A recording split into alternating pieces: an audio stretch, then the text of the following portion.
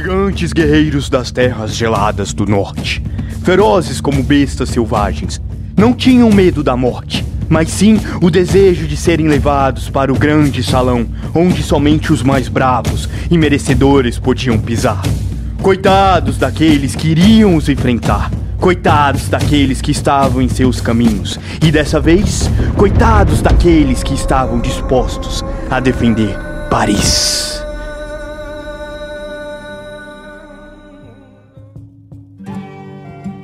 Olá, meus irmãos, como vocês estão? Que bom vê-los na fogueira. Hoje contarei uma das histórias que mais gosto. Contarei da glória de um velho amigo meu, que talvez vários aqui já conheçam. Falarei sobre Ragnar e seu povo. Falarei sobre os vikings e uma das invasões mais icônicas do velho mundo. Hoje, junto com os deuses, contaremos a história do cerco de Paris.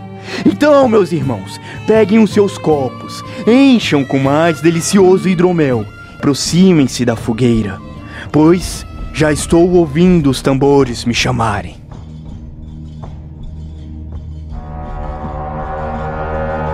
Dei-me sua capa para que eu possa mundos a cruzar. Dei-me o olho perdido para que eu possa ver o impossível. Ó Pai de todos, conceda-me tua força e sabedoria. Mas caso eu sucumbir, os encontrarei a ti nos salões de Valhalla, onde os bravos vivem para todo o sempre. Os vikings, no final do 8º século, começaram a devastar as costas das ilhas britânicas e da Europa Ocidental em busca de fortuna e glória. E naquela época, os governantes francos estavam ocupados batalhando entre si e, consequentemente, fizeram pouca questão para reforçar a defesa de suas terras contra os saques vindo do mar. Mas um rei especificamente, Carlos o Calvo, teve uma ideia para frear as invasões e ganhar tempo suficiente para saber o que fazer com esses problemas tão importunos. Em 841, Carlos ofereceu terras em forma de tratado de paz para os dinamarqueses em Torru, na Frísia. Mas depois de algum tempo, cruelmente, os francos tomaram de volta essas terras, massacrando os nórdicos que ali viviam. Ah, meus amigos, isso foi uma péssima ideia. Quando o rei vigente dos dinamarqueses souber a traição que Carlos tinha cometido, as terras nórdicas tremeram com o tamanho do ódio que o rei viking exalava. E assim, jurou a todos os deuses a sua vingança contra os francos. Mas eu esqueci de contar. O rei viking de quem eu estou falando é nada mais e nada menos que Ragnar. Sim, o grande Ragnar.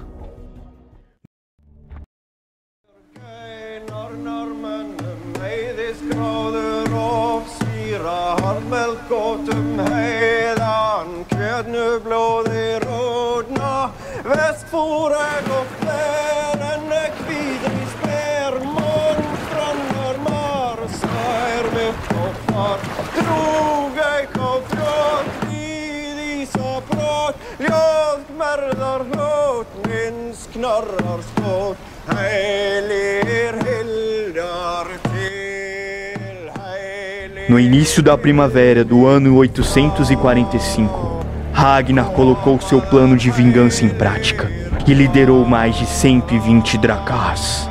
Vocês já ouviram falar sobre os Drakars? Ninguém suportava o terrível hálito do dragão.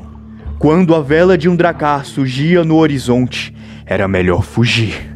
A simetria perfeita da proa e da popa permitia o deslocamento para trás, simplesmente remando em sentido inverso.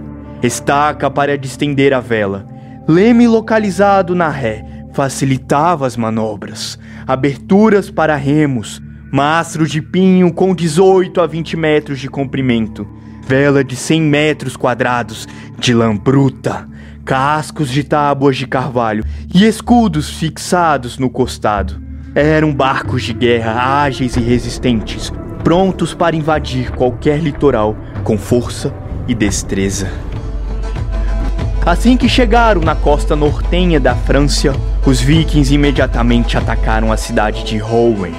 Como uma onda gigantesca e impiedosa, os nórdicos sitiaram e massacraram todos que ali moravam, sem sequer a possibilidade de defesa dos francos. Mas a vingança não tinha nem começado. Essa primeira parada só deu mais e mais vontade de destruição.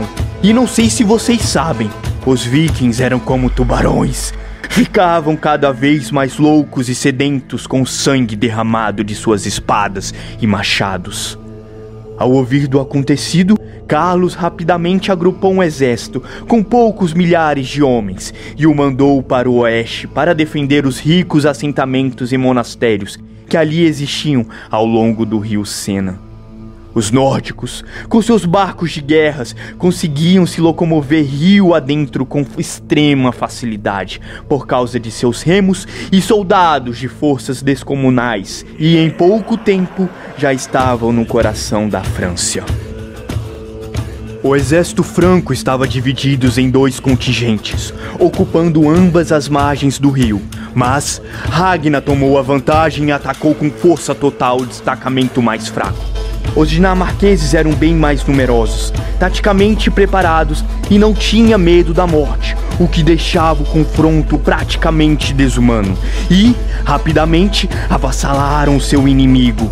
A unidade franca foi eclodida, como vermes sofrendo no veneno. E o que sobraram no campo de batalha foram tomados como escravo para um propósito que mais tarde eu vou contar. Assistindo o massacre do embate do outro lado do rio, o segundo destacamento franco não acreditou no que viu e simplesmente abandonou a batalha temendo por suas vidas. Eles diziam que aqueles homens vindo do norte não eram humanos, e sim animais possuídos pelo mal. Sem ninguém para impedir a horda viking, o rei Carlos ficou à deriva. O esforço improvisado do rei de parar os invasores dinamarqueses se provou falho. E graças a essa vitória inicial, os homens de Ragnar tiveram todo o caminho livre para chegar ao coração da França, a famosa e importantíssima Paris. Os dinamarqueses chegaram às margens da cidade de Paris no dia 28 de março e começaram os preparativos para o cerco. Para aterrorizar ainda mais a moral dos francos, Ragnar ordenou para que levassem os prisioneiros que havia capturado no conflito anterior para uma pequena ilha do rio Sena, que estava localizada literalmente à frente das muralhas de Paris. E para o terror de todos, mandou-os enforcar lado a lado, um após o outro, sem piedade e sem remorso. Meus amigos, eu disse para vocês, trair os vikings não era um bom negócio. E naquela altura o rei Carlos estava mais arrependido do que nunca. E pior, sem apoio de ninguém. A cidade estava praticamente sem defesa e não estava verdadeiramente preparada para uma invasão ou um cerco prolongado de dias. E o velho lobo, Ragnar, estava ciente disso. E no domingo de Páscoa, a invasão deu seu início com força total. A pequena guarnição que ali estava e as precárias fortificações em volta de Paris não puderam impedir o peso de 5.000 guerreiros nórdicos. Se apenas um viking já dava trabalho, agora imagina uma horda de 5.000 homens. E detalhe, naquele ápice da invasão, alguns desses guerreiros não eram nem mais conhecidos como humanos, e sim berserks. E para quem não sabe o que era um berserk, eu posso explicar. Eram homens de Odin que avançavam para a frente sem armaduras, onde tão loucos como cachorros e lobos mordiam seus escudos, e eram tão fortes quanto ursos ou bois selvagens que matavam pessoas com um golpe só. Mas nem o ferro e nem o fogo os detinham. Destruíam tudo e todos à sua frente, movidos pela raiva e pela fé. As feras de Ragnar acabaram penetrando as muralhas da cidade, e logo em seguida, os saques das igrejas e monastérios de Paris começaram. O rei Carlos estava em apuros, já que seus esforços foram rapidamente derrotados, e ele perdeu uma das mais importantes cidades de seu reino para os invasores nórdicos. O rei poderia até ter tentado juntar um exército grande o suficiente para ser páreo aos homens de Ragnar, Mas essa solução requeria o apoio dos nobres da França Ocidental. E isso seria como um milagre naqueles tempos de guerras e discórdias entre os francos. Ao invés disso, Carlos teve que usar o tesouro real para pagar e evitar que Paris fosse destruída. Não era uma solução ideal, mas Carlos não teve outra escolha. Mais de 5.000 libras de ouro e prata foram transportadas para Paris em um comboio franco. Ragnar, a princípio, não iria aceitar tal proposta. Ele queria mesmo era a cabeça do rei. Mas depois de um tempo, os vikings foram pegos por uma praga fatal em Paris, que os fragilizou grande parte de suas forças de combate. Sabiamente, Ragnar viu a oportunidade e aceitou a oferta generosa. Mas, ainda assim, em sua volta, saqueou diversas cidades ao longo da costa no retorno de sua viagem. Bom, meus amigos, aos que chegaram até aqui eu os agradeço pela presença. Peço desculpas pela exaltação e pelo hidromel derramado. E deixo aqui algumas perguntas. Os vikings eram realmente isso tudo que falavam? O rei Carlos, o Calvo, teve a melhor estratégia?